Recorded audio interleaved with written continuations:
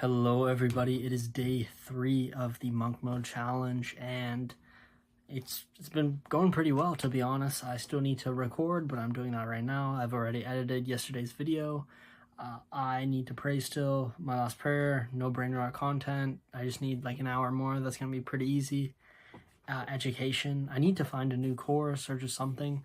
I should probably start reading, but I don't want to start reading yet. I want to watch some educational courses or something, and finally bed at 10:15. So I think kind of how these videos are going to go is I'm just going to say what I have left. It's going to be pretty robotic, and then if I miss something, I'm going to tell you. So I'm not missing anything else for today. Like, the hard stuff has been done already, right? I worked on my business, I've meditated, and really it's just my nightly routine now. So I want to actually tell you a story, and this will all tie back in somehow. It'll somehow work. So it was the summer of 9th grade, and I asked my mom for some reason to put me in basketball camp. Okay, there was one at my high school, and it was really to prepare the students who are going on to the team the next year. But I don't know. I didn't know what I was thinking. I just wanted to play some basketball. And pretty much, I kind of forgot about this, even asking my mom, until my mom just was like, yeah, basketball practice starts on Wednesday and you gotta go. Okay, it's like at 8 a.m. I remember it was like really early.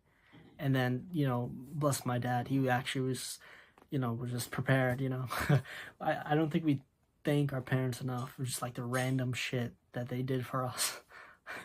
Like, I know they brought us into this world, but just they did a lot of random shit for us. So thank your parents. But pretty much, I roll up the first day of school, or not school, a basketball camp. Okay, looking like a G. Okay, I'm prepared to ball out. And we first start there. There's like a bunch of other kids, and honestly, the first thing I noticed was I wasn't that tall compared to everyone. Like, I was more towards the shorter side. I wasn't like the shortest one or anything, but I definitely wasn't the tallest. So then we start playing, right? And we just started with like this basic drill, right? It was like dribbling or something. It was like 1 by 1. So you'd essentially go out onto the court while everyone else was like waiting, and then everyone would be watching you, right? So it was a bit like scary, honestly, a bit nerve-wracking.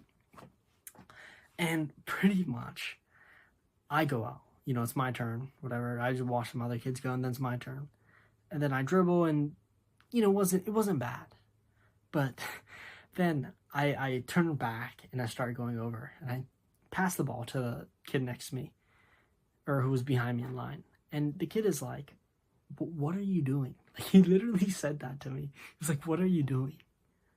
And I think from there, just like that, just like crushed my soul. And from that point, like, I had kind of anger towards basketball, and it ties back into this because that basketball camp, what it was trying to teach me, right? It was trying to teach me consistency. It was teaching me how to show up even when I didn't want to. But I took this small negative experience, and, as our story continues, I still showed up to the practices, whatever, and I actually kind of improved and made some friends along the way, but just that moment, like, stuck with me, and I like quit the practice, right? So I think, let's just say it was like 6 weeks long. I only showed up for 4 weeks. And I know some of you are like, hey, that's not bad. You went 66%, right? That's not bad. But for guys like us, we need to do 100%, right? We need to be fully consistent for the guys who actually want to be at the top, right? I want to be the best, right? So I didn't show up that whole last 2 weeks, and I think that really left an impact on me, right? Like, oh, and it's so weird because it was just such a small negative experience, but that experience made me kind of angry towards consistency, and in a weird way, it all comes back together somehow. But I was just thinking about that, and kind of the next topic that goes into this was ambitious people are lazy, But until they aren't, and just follow me. I always notice, like, I'm an ambitious person, and you're probably you are an ambitious person, and not probably, you are, okay? But for some reason, we're just like hella lazy until you get serious about your goals. Okay? Actually, let me peel it back even before the goals. It's not that essentially you are ambitious. That's great. That's amazing. But you're not backing it up. So in order to back it up, you need to actually get ambitious about the process. I know it's like, trust the process. It's like really like everyone says this advice, but it's true in a way. And I think you get ambitious about the process by finding out your why, right? And that goes back to the first video I made, right? You need to have something bigger to yourself, bigger than yourself, and that's actually important, right? If you, just because you want to, attract girls, right? That's a very surface level goal, right? If you had something like, I want to be successful so I can have a loving wife in the future and have amazing kids. Now that's a much better goal, right? That's a much, much better goal. Why? Or even, let's go even further.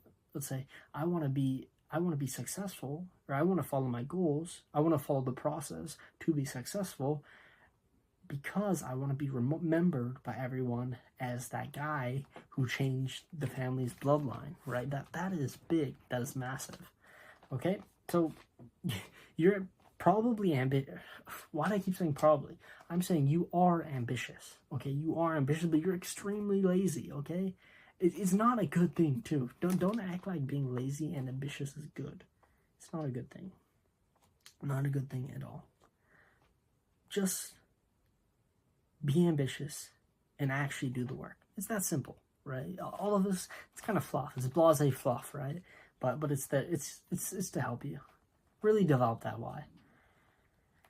And kind of the final point of this video is, I literally don't understand how I was living before this. Like, I know I've only been doing the challenge for 3 days. 3 days, right? That's like, take your whole entire human life, like 365 times 80, divide that, 3 divided by whatever that number is. That is the current challenge. It's nothing. It's like a speck. It's a couple dots on the screen, right? It's nothing. Literally so insignificant, but strangely enough, it is probably the greatest feeling I've ever had. I haven't been like smiling 24/7, but I truthfully have really just enjoyed doing what I know I should be doing.